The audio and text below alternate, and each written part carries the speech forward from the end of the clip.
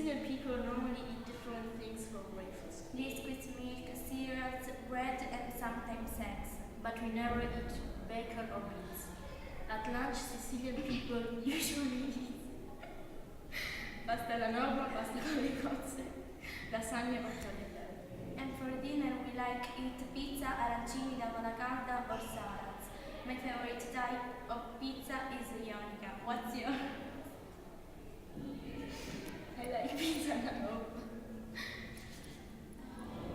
The Sicilian teenager also eat Granita, granita, ice cream, castata siciliana and tiramisu.